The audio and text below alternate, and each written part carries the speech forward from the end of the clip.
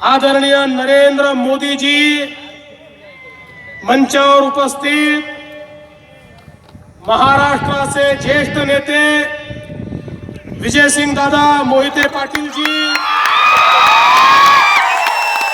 रामदास आठवले जी, चंद्रकांत दादा पाटील, सुभाष बापू देशमुख, महादेवराव जानकर, रामभाऊ शिंदे, विजयकुमार देशमुख, सदाभाऊ खोत, रणजित सिंग दादा मोहिते पाटील, सुधाकरराव पंत परिचारक, नीलमताई गोरे, शहाजी बापू पाटील, नारायणजी पवार, उत्तमराव जानकर, राहुल दादा कुल, अमरजी साबळे, कल्याणराव काळे, दिलीपजी येळगावकर, धनाजी साठे आणि विशेषत्वाने आपल्या माढा मतदारसंघाचे उमेदवार रणजित सिंह हिंदूराव नाईक निंबाळकर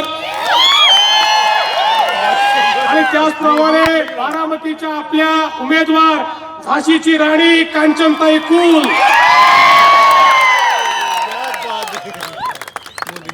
बंधू भगिनींनो, आज आपल्या सर्वांच्या वतीनं या ठिकाणी मी आदरणीय मोदी साहेबांचं मनपूर्वक स्वागत करतो। साहेब, ही जनता ही अशी जनता आहे, हे इतके वीर लोक आहेत की या ठिकाणी माननीय पवार साहेबांनी पहिल्यांदा ठरवलं मी निवडणूक लढतो, पण या जनतेने पवार साहेबांना सांगितलं सॉरी पवार साहेब, यावेळेस मोदीजींच्याच सोबत आम्ही आहोत, त्यामुळे आम्ही तुम्हाला या ठिकाणी निवडून देऊ शकत नाही।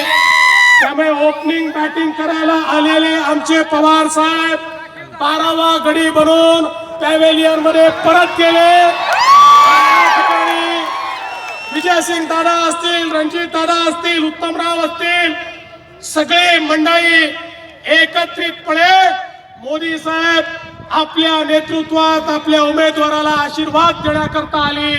त्यामुळे मला आता विश्वास आहे, माढा असो की बारामती असो, कमळ हे फुलणारच, आता कोणी थांबवू शकत नाही। मी या निमित्ताने एवढंच सांगतो, माननीय मोदी साहेबांच्या नेतृत्वात गेल्या 5 वर्षात या महाराष्ट्रामध्ये इतक्या मोठ्या प्रमाणात परिवर्तन झालं। ज्या योजना अनेक वर्षापासून प्रलंबित होत्या, तुम्ही विचार करा, इतके वर्ष या ठिकाणी पवार साहेबांकडे हा पश्चिम महाराष्ट्र राहिला, त्यांच्याचकडे इरिगेशनचं खातं राहिलं, पण टिंबू टाकारी म्हैसाळ त्याचं पाणी सांगोल्याला येणार, त्याला मात्र पैसे मिळाले नाही। आज मोदी साहेबांनी पैसे दिले, 50,000 एकर जमीन ही त्या ठिकाणी सिंचनाखाली या संपूर्ण सांगोला जिल्ह्यामध्ये तालुक्यामध्ये येते। यासोबत जीए कटापूर सारखा सातारा जिल्ह्यातला प्रकल्प असेल की ज्या प्रकल्पामुळे खऱ्या अर्थानं सातारा जिल्ह्यातला माळ खटाव सारखा जो मागास भाग आहे, या भागाला मोठ्या प्रमाणात दुष्काळी भागाला पाणी मिळणार आहे। आज त्या जीए कटापूरला देखील पूर्ण पैसे मिळाले, ते मोदी साहेबांच्यामुळे मिळाले। आज आपण या ठिकाणी नीरा उजवा कालवा असेल, या ठिकाणी आमच्या दादांनी इतके वर्ष जी कृष्णा भीमा स्थिरीकरण योजना, आज मी तुम्हाला शब्द द्यायला आलो आहे। मी आदरणीय मोदी साहेबांना विनंती केली आहे आणि मला विश्वास आहे, या महाराष्ट्राला मोदी साहेबांनी सिंचनाकरता 35,000 कोटी रुपये दिले आणि कृष्णा भीमा स्थिरीकरण योजनेकरता जेवढा पैसा लागेल तो मोदी साहेबांकडून आणण्याचं काम हे या ठिकाणी आम्ही करू। एवढंच नाही तर या ठिकाणी आमच्या बारामती पासून माढ्यापर्यंत खऱ्या अर्थानं विशेष रूपानं आपण जर बघितलं तर मुळशीचं जे टाटा धरण आहे, या धरणातलं पाणी हे सिंचनाला उपलब्ध करून दिलं तर खूप मोठ्या भागामध्ये पाण्याचा प्रश्न संपू शकतो। आम्ही त्याची समिती तयार केली आहे, राहुल दादा कुल यांना त्या समितीत ठेवलं आहे आणि या समितीच्या माध्यमातून असा मार्ग काढू की त्या ठिकाणी इलेक्ट्रिसिटी जनरेशन होईल, पण जे पाणी आज समुद्रात वाया जात आहे ते समुद्रात वाया जाणारं पाणी हे सिंचनाकरता या आपल्या भागामध्ये या ठिकाणी येईल आणि आपली शेती सुजलाम सुफलाम होईल. मी या निमित्ताने मोदी साहेबांना एका गोष्टी करता अजून धन्यवाद देतो.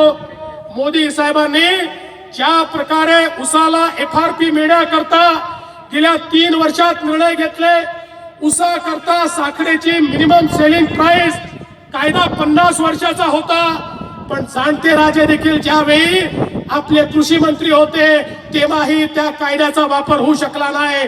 पण मोदी साहेबांनी वापर केला आणि 31 रुपयाच्या खाली साखर विकता येणार नाही हा निर्णय केल्यामुळे आज आमच्या उसाच्या शेतकऱ्याला त्या ठिकाणी FRP मिळण्याकरता मदत झाली. आज वेगवेगळ्या प्रकारची मदत आपण जर बघितली, इतक्या मोठ्या प्रमाणात मदत झाली आहे.